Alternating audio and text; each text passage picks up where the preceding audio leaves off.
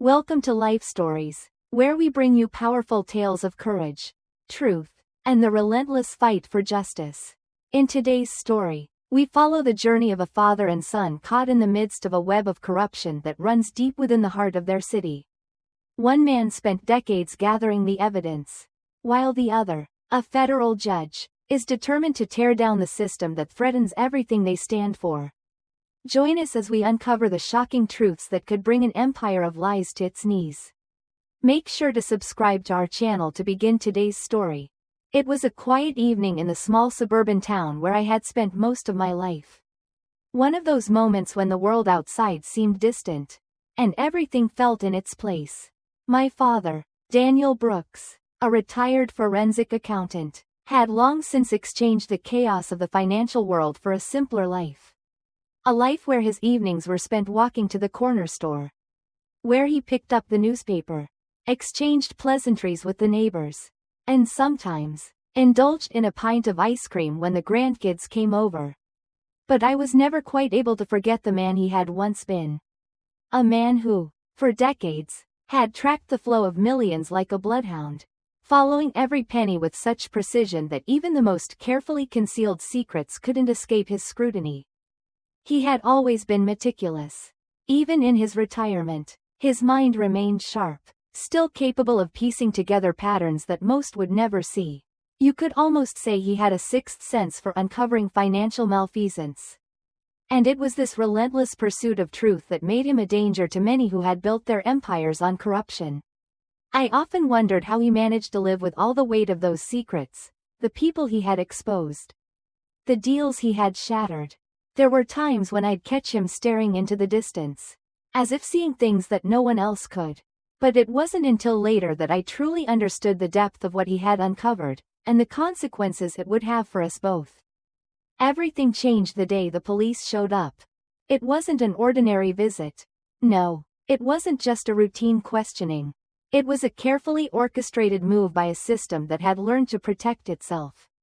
The police chief, John Mitchell, thought that by arresting my father, he could silence him. He believed that by detaining a retired accountant, a man who had no power but his knowledge, he would put an end to the mountain of evidence my father had gathered, evidence that connected the police, government, and powerful corporate interests in a tangled web of corruption. I didn't know any of this at first. What I did know was that when I received that phone call from the precinct, my heart sank. My father, the man who had raised me, taught me the value of integrity, of standing up for what's right, was being accused of something he had never done. The charges were vague, disturbing the peace, obstructing justice. But I knew better. I knew my father, and I knew that the charges were a fabrication. It wasn't just about the arrest. It was about everything that came before it. You see, my father had spent years documenting everything he had uncovered about the Madison Trust, a shadow operation that connected the local police department to the highest echelons of state power. For years, he had pieced together the puzzle: missing millions, fabricated charges, laundered money flowing into accounts that didn't belong to anyone except the people who could make it disappear. And the more he uncovered, the deeper the conspiracy grew. He had seen how power and money had corrupted every corner of the system, from local officials to corporate CEOs. And he had been working in silence, always careful, always quiet, keeping meticulous records. But he had never shared them with anyone, until now. I wasn't just his son. I was also a federal judge, a man who, over the years, had built a reputation for taking down corrupt officials piece by piece. I had earned the trust of the public by dismantling empires of greed and deceit. Not through brute force, but through the law. And now, here I was, standing on the precipice of my most difficult case yet, the case of my own father. As soon as I heard about his arrest, I knew the stakes. My father had always been the calm one, the one who believed in the slow, methodical pursuit of justice. But I knew the danger he was in. These were not just any officers. These were the same people who had spent years protecting the very system he had worked tirelessly to expose. And they would stop at nothing to ensure that their secrets remained hidden. I rushed to the precinct. my mind racing with thoughts of how to get him out. But when I arrived, I was greeted by a scene I could never have prepared myself for. The officers were not the men I knew, they were different. Cold, calculating. Chief Mitchell had orchestrated this arrest. But I wasn't prepared for the lengths he had gone to in order to keep my father in custody. The plan wasn't just to arrest him. It was to bury him, literally and figuratively. They had taken him to a high-security facility. One where the rules didn't apply. It was a place where the law didn't matter. And it was there that I would have to face the truth of how deep the corruption ran. As I watched my father being led away, I felt a mix of anger and helplessness. The man who had taught me everything about right and wrong, who had given me my sense of purpose, was now a prisoner in the very system he had dedicated his life to exposing.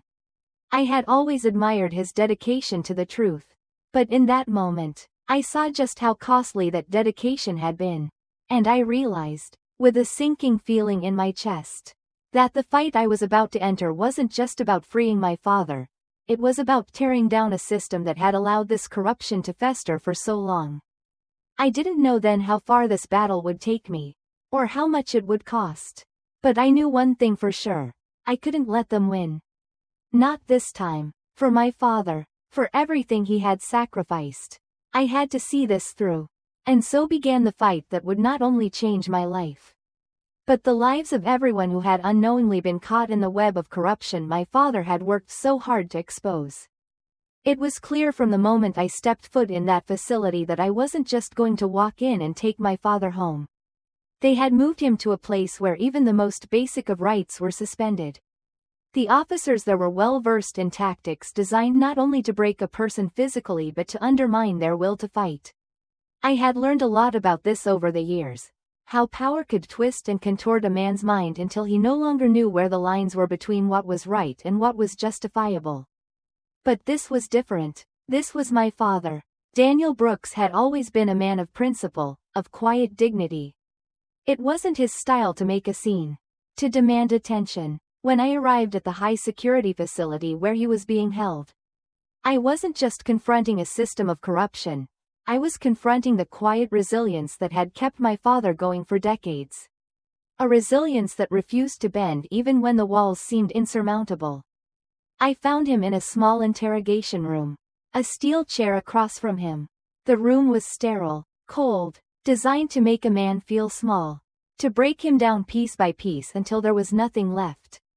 But even now, even in this environment where intimidation was the rule, my father was calm. His face was worn, tired, but his eyes, those eyes, were the same sharp, calculating eyes I had known my whole life. He had always observed the world with precision. And now, it seemed he was taking in everything around him, noting the smallest of details. It was as though the years of forensic work hadn't dimmed his edge even a little bit. "You're here," he said, a simple statement that hit me harder than I anticipated. My heart tightened in my chest. "I'm here, Dad," I replied, forcing my voice to steady itself. "I'm going to get you out." He looked at me, almost as if he was studying my resolve. His expression a mixture of pride and concern. "You don't have to do this," he said quietly. "You've done enough already." I could feel the weight of those words. But I also knew that I couldn't walk away. Not now. Not when the very thing that had kept me grounded in my role as a judge, my belief in justice, was being questioned by the very people I had spent my career serving. If I walked away, I would betray everything I had worked for. Everything he had worked for. The system was broken, and I couldn't sit idly by while my father, who had exposed its rot, was being crushed under its weight. The system you've spent your life exposing is going to come down. One way or another. I told him. They may have underestimated you, but they're not going to stop me. I could see a faint smile tugging at the corner of his lips. But it didn't reach his eyes. He had lived through this. He knew how deep the corruption went.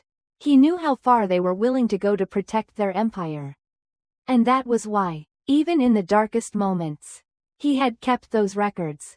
Those meticulous notes. The years of data that had proven, beyond a shadow of a doubt, the extent of the corruption woven into the fabric of our city.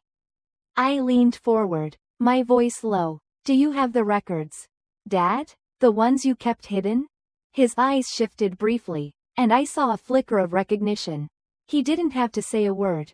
I knew that he had kept something back. Something so powerful that the entire system had to protect itself by keeping him locked away. I've kept them safe, he said, the words carrying weight and history. They won't find them. For a brief moment, I allowed myself to breathe. We had a weapon, not just any weapon, but the kind that could destroy everything they had built. The Madison Trust, the corrupt officers, the politicians, they had underestimated my father, thinking that he was just a man who could be silenced with a few threats. But they hadn't counted on his meticulous nature, his ability to keep things hidden from even the most powerful eyes. My father's silence in that room spoke volumes.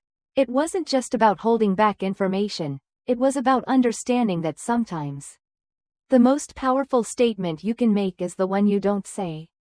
He knew the truth, and the truth was about to come to light. But as I turned to leave, the cold weight of the situation pressed on me. My father wasn't just an innocent man caught up in a corrupt system, he had become a symbol. A symbol of everything that was wrong, everything that needed to be exposed. And as I walked away, I knew that the road ahead wasn't just about freeing him. It was about taking down the system itself. Brick by brick. I didn't know how long it would take, or how much it would cost. But I had learned something that day, something my father had always known.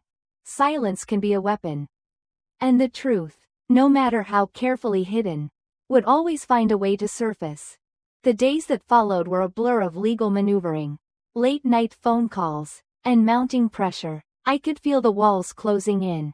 And yet, it was as though the system I had once believed in so completely was now an entirely different entity. I had spent years working within the law, seeing it as a force for good, a tool that could bring order to chaos. But now, standing on the other side, watching the corruption unfold, I realized how easily the system could be bent, twisted, and corrupted to suit those in power. I had always believed in the notion that justice would eventually prevail, that the truth, no matter how deeply buried, would come to light. But the reality was far harsher than I had imagined. The more I dug into the case, the more I uncovered the extent of the conspiracy. Chief Mitchell and the officers involved in my father's arrest were just the tip of the iceberg. Beneath the surface, there was something much darker. A network of corruption that stretched far beyond the police department, touching politicians, corporate moguls, and anyone else who had a stake in keeping the system as it was. They all had one thing in common: the Madison Trust. I had never heard of it before. But the deeper I went into the investigation, the more I realized how crucial it was to everything that was happening.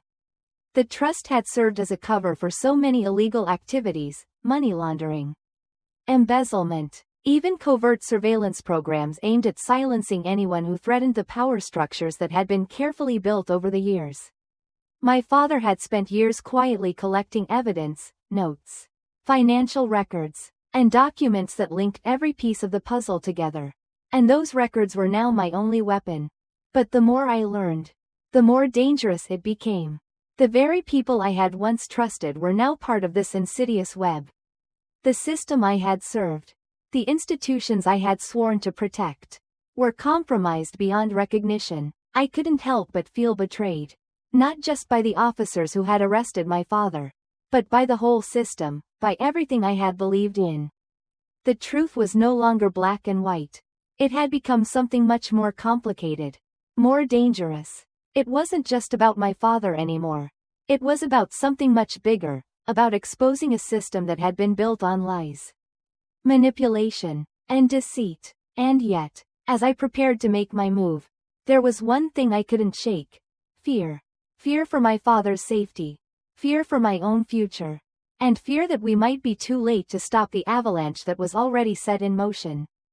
I could feel the weight of those silent hours in the precinct. The hours my father had spent alone in that cold, sterile room. He hadn't spoken much to me then, but he didn't need to. His silence said more than words ever could. It was a silence that carried with it the weight of decades of truth, of records, of secrets that could bring down the entire system. My father knew the risks. He had always known the consequences of what he had uncovered. And still, he had chosen to continue. For justice. For truth. In the weeks that followed, I received strange messages, cryptic notes, anonymous calls, and warnings that seemed to come from all sides. They wanted me to stop. To back off. But I couldn't. Not now. Not after everything my father had done. I knew that the only way to get him out, to truly free him, was to expose everything. But as I sifted through the information, it became clear that it wasn't just about my father anymore. This was a battle that had been years in the making. And the forces arrayed against me were far stronger, far more dangerous than I had ever imagined. And yet, despite all the pressure, despite the danger that was closing in, there was one thing that kept me going. My father had taught me the most valuable lesson of all, the truth. No matter how hard it is to find, will always come to light. The question was no longer whether we could expose the system, it was whether we could survive the battle that was coming.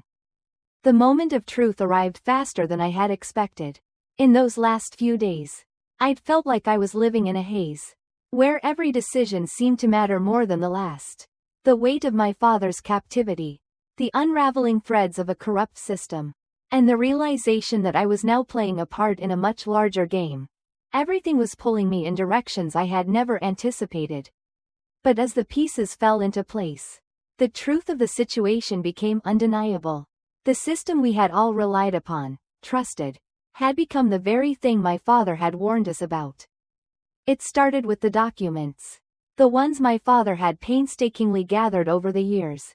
The papers, notes, ledgers, everything he had written down, no matter how small, now held more power than I could comprehend. They were not just records, they were the key to unraveling everything. And yet, as I stood in the small, dimly lit office where I had been working tirelessly to sort through them, I couldn't shake the feeling that someone was watching me. I'd been receiving anonymous warnings for weeks now, warnings to stop, to back down. The first time it had been a phone call. The second time a message slipped under my door. The third, a simple glance from a colleague who had never looked at me that way before. It was as though the very walls of my life were closing in, suffocating me with the knowledge that I wasn't just battling corrupt officials anymore. I was up against something far larger than I had ever imagined. But even in the face of all this, I knew I couldn't stop. My father's voice echoed in my mind. It's about doing what's right, even when the world doesn't seem to care. Those words, once simple and clear, now carried a heavy weight. It wasn't just about my father anymore, it was about all the lives he had touched. All the people who had been wronged and never had a voice. Those who had been swallowed by the system, their pleas for justice ignored by the very people sworn to protect them. The turning point came when I stumbled upon the truth about the Madison Trust. It wasn't just a financial scam. It was a vehicle, a tool, used to manipulate, control, and monitor the very people who had the power to expose it. The vast network of corruption had been built, piece by piece, using the resources of law enforcement, government, and private interests. The pension funds that had been stolen were just one part of the equation. The real crime, the one that had kept everything in place for so long, was the covert surveillance program that had infiltrated every corner of society, quietly gathering information on those who could destroy their empire. It was a moment of realization that left me breathless. My father hadn't just uncovered financial corruption, he had uncovered the machinery of a shadow government that operated under the guise of legitimacy. A system that didn't just steal money, it stole freedom, privacy, and, in many ways, the very essence of democracy itself. But even as I digested this, I knew the truth alone wouldn't be enough. The forces at play were too powerful, too entrenched, for simply exposing them to be enough. I had to fight back. I had to use every ounce of the law, every weapon I had, to take them down. But the more I thought about it, the more I realized that this fight was no longer about using the law as a weapon. It was about using it as a shield. I had spent my career in the courtroom, dismantling the corruption of others. But now I found myself in a position where I had to dismantle it from within. The balance of power had shifted. What I had once seen as a tool to bring order was now the only thing standing between me and those who would do anything to silence us. It was a long road ahead. One that would require more than just the truth. It would require courage, tenacity, and the willingness to risk everything. And as I made the decision to move forward, knowing that there was no turning back, I could only hope that the truth, in the end, would be enough. The system would be forced to reckon with the damage it had caused. And the people who had been lost within it would finally be given the justice they deserved. But as I prepared to step into the battle that awaited, I realized one painful truth. This wasn't just about my father's release anymore. This was about saving everything he had fought for, and everything that we, as a society, had lost along the way. The night before everything changed, I sat in my office, surrounded by a mountain of files, records, and documents. The weight of it all was suffocating, as though each piece of evidence pulled me deeper into a world of corruption that I hadn't fully understood until now. The revelations about the Madison Trust and the secret surveillance programs were just the beginning. As I read through the materials again, looking for any clue that might connect the dots further, I knew that the fight I had entered was no longer about a single man or a single case. It was about dismantling an entire system. I couldn't help but think back to my father's calm demeanor in that sterile interrogation room. He had looked at me with the eyes of a man who had seen the worst of what the world had to offer, yet still believed that truth could win in the end. I wanted to believe him. I desperately did. But the truth was, we were facing a force so vast, so deeply rooted in power, that even the brightest lights of justice seemed dim by comparison. The deeper I got into the investigation, the clearer it became that this wasn't just an isolated incident, it was part of a broader network of corruption. The surveillance programs, the stolen pension funds, the laundered money, all of it pointed to something much larger than just local politics. This was an organized effort to control not just the city but the very systems that held power over us. The military contractors, the police, the politicians, they were all working together in a symbiotic relationship designed to ensure that they stayed in power, no matter the cost. But what struck me the most, as I sat there alone with the files, was the realization that everything they had built depended on one thing: silence. They counted on the public to look away, to remain ignorant of the deals and dirty money that fueled the empire. They counted on people like my father to be alone in their pursuit of justice, with no one willing to listen or help. That silence was their weapon, and it was a weapon that had kept them in control for years.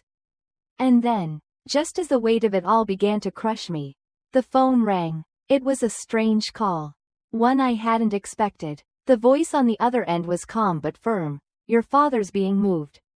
If you want to see him again, you need to act fast." The words hung in the air, heavy with meaning. They were transferring him. They were making their move to erase him from the picture, to bury the evidence once and for all. It was a moment that could decide everything, the moment when the truth would either be buried forever, or it would come to light in a way that could never be denied. I had no time to waste. I had to act. It was as though the pieces of the puzzle had fallen into place all at once. The plan had been set in motion, and there was no turning back now. I wasn't just fighting for my father anymore. I was fighting for the truth. Fighting for the people who had been silenced. For the lives that had been destroyed by the system that had been allowed to thrive unchecked. I grabbed the files, the documents, the evidence that had taken so long to gather, and rushed out of my office. There was no time for hesitation. The battle was coming to a head, and I wasn't about to let it slip away. The silence that had protected them for so long was starting to crack.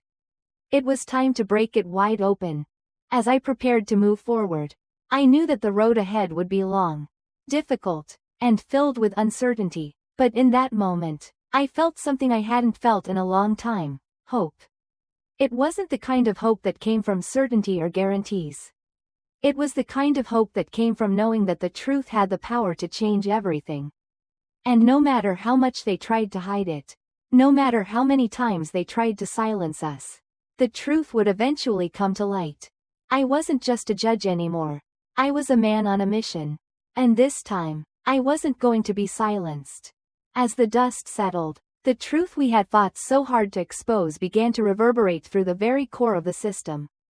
The documents, the records, the evidence my father had so carefully amassed, everything had led to this moment. The corrupt network that had been hiding in the shadows for decades was now in the light.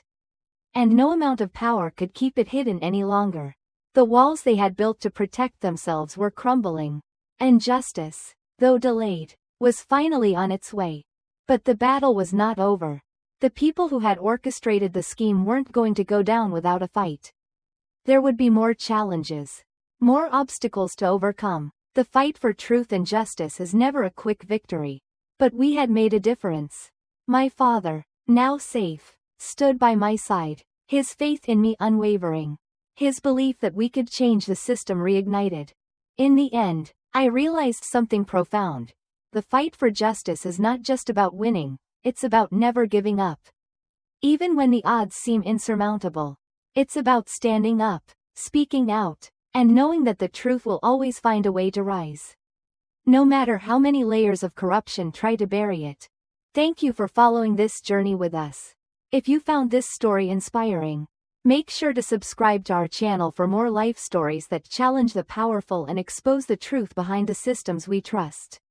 Your support means everything. See you in the next story.